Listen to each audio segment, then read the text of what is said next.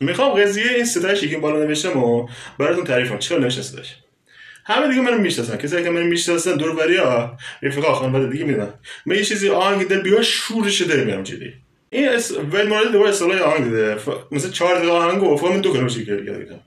هی میگم اکسره، میگه جهان به دنبال ستایشه. من هی اکسره جهان به دنبال ستایشه، جهان به دنبال ستایشه. رفیقم اومد پیشم، من هی داشتم میگم هی جهان به دنبال ستایشه، جهان به دنبال ستایشه. اسم دوست دختر رفیقم ستایشه. این زنگ زده به اون میگه این جهان کیه که دنبال تو میگرده. من خنده گرفته تو ادامه شد. این میگه جهان کیه که دنبال تو میگرده. حالا دیگه خلاصش بکنم، مثلا میگه جهان کیه دنبال تو میگرده. من از اون بنده خدا میگه برای هیچ کس دیگه توی دور زمان اسم بچه‌ش جهان نمیذاره. آخه بخواد الان بیا دنبال من بگرده، آخه من کیم بخواد دنبال من بگرده. هنوز الان 2 روز دارن با هم دعوا میگیرن. دیگه نمیدونم حالا چی شده. میخوام از این تلفن بهشون بگم، از اینجا بهشون بگم برای این آهنگ الان آخرش هم این آهنگ میذارم، خودتون بشنوین بفهمین این آهنگ چیه.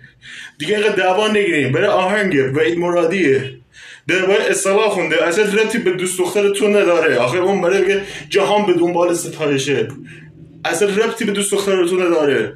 میگه اصطلاح خودت باش، جهان به دنبال ستایشه، همین چیزا میگه. من فقط میگم برای از این تلفن ول کنین، هم دیگه رو کشت نقه فوش داری. یه فوش‌هایی میدن که من نمیتونم چیه فوش داره. میرم تو گوگل سرچ میکنم، الان 2 روز پیدا نیست دیگه. منم کجا رو کات کردن چی شده نمیدونم.